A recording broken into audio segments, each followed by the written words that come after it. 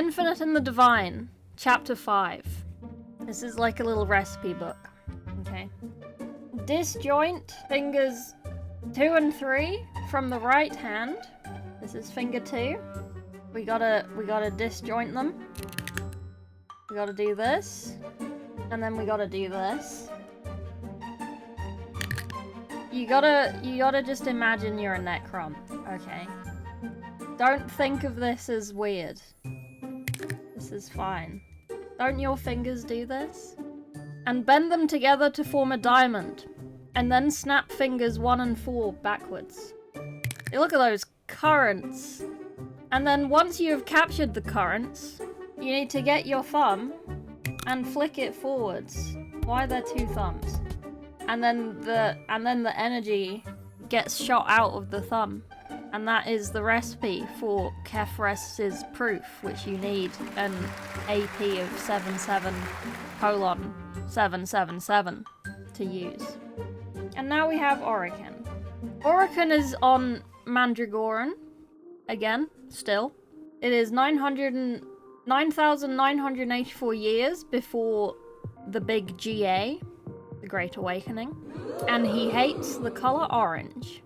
But that sucks for him, because he's in a chronostatic field called Zatoth's Harmonious Sphere, where 1 century equals 3 centuries, and it keeps him from diffusing. So he's trying to essentially become a spirit outside of his body. And if he doesn't do it in the sphere, he just kind of floats off into the atmosphere, into space. So he has to be in the sphere. So Orican is in the circle, and he's just saying to himself, focus, surrender, relax, sink deeper. Listen to the droning metronome of your power plant. Listen to the droning metronome of your power. Listen to the droning metronome. Listen to the droning. Listen. It worked. He can see his body from outside of his body. He is floating. It took him 6 years. I did a good description of this, and I think you'll enjoy it. I described it as he is now like a piece of poo floating in a bathtub. He is free, but contained within the bathtub, or the sphere. You're welcome. 1 century passes. He reads some books, and he learns some spooky molecular science. He becomes an astrology girly. He shoots the artifact with the data from his 647 gravimeter configurations from when he passed through the webway. It doesn't do anything. Yet. He reckons that he needs to find the gateway, which made it turn from a pyramid into an octagon. The first gate, nothing. The second gate, nothing. He keeps going. 417th gate. It opens. It's shining a bit, and then it closes. And he's like, oh, something happened there, we're close. 418th gate. It's a pyramid again. The cryptics surrounding it are screaming, and he has to shut off the orange field. And it goes back to an octahedron. Octahedron. Nailed it. And now there is a name above the thing in the smoke. I've put it in the wrong place. It says Vishnani. Vishani. And then there's a clock, and it's counting down. 264 years, 16 hours, and 4 seconds. 3 seconds. 2 seconds. 1 second. 2 centuries later. It will open again in 2.5 centuries. He cast himself back in time to the beginning of the research, only to find the clock was still counting down, but it had less time than when he started his research. It seems to be proofed against chronomancy.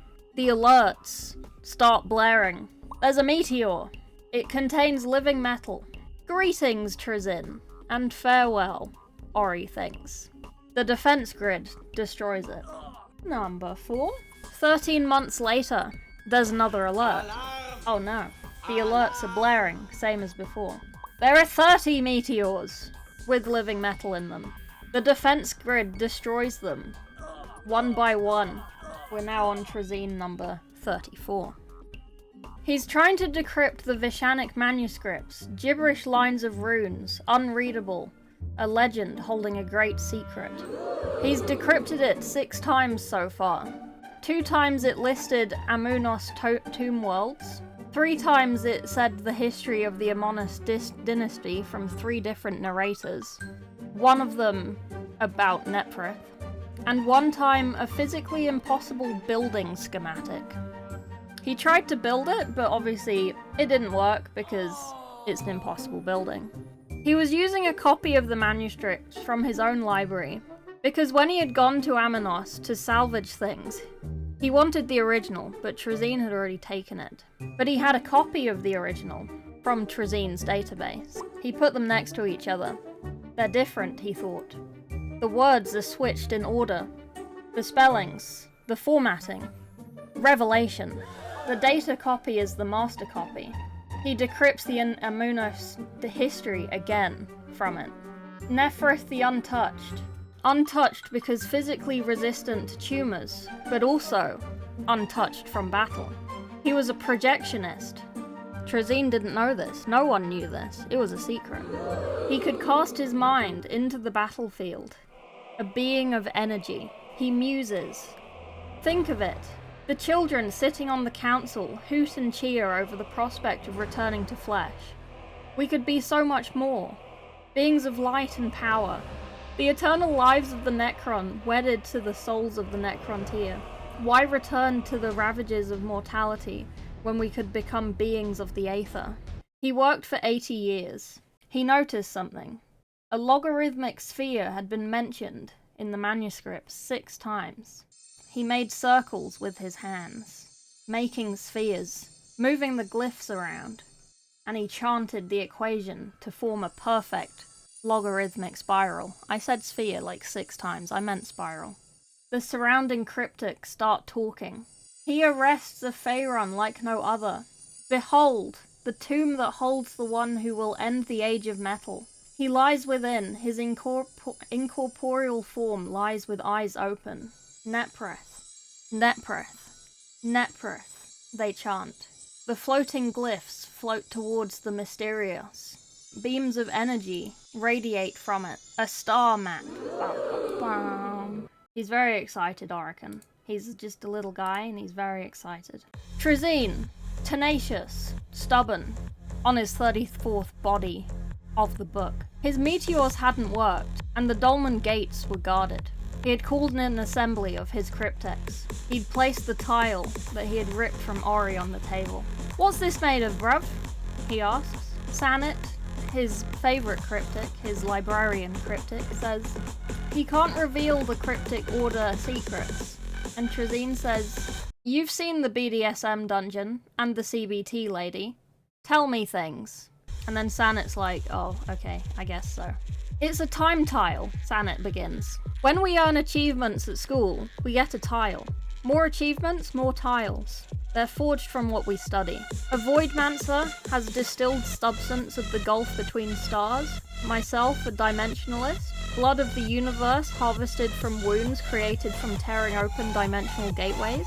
And Chronomancers, pure space-time." Trazine thinks, if I took one from you, and you used your power, would it heat up? Would it heat up if Orican used his time-warping power?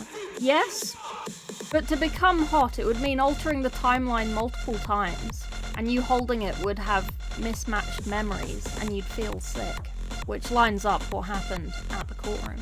But turning back time more than once would be impossible. But look at the data, Trazine says.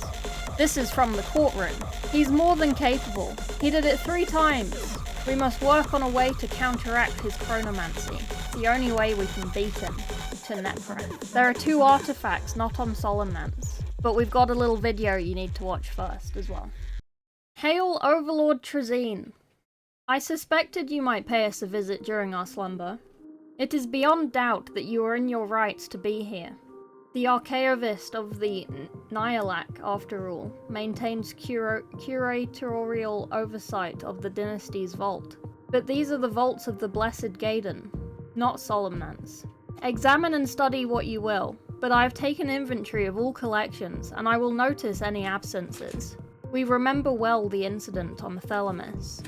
Trazine rolls his eyes at this hologram, and he just sort of walks away while it's still trying to talk to him. This place he has gone to is very golden and shiny, and to his left there's a platinum Necrontyr barge on a pile of rubies. He rolls his eyes again. Boop, boop, boop, boop. He enters the Chamber of the Seer. A giant decapitated head is floating, the last of its species. Hoses of pink fluid come out from its neck. The Yith Seer.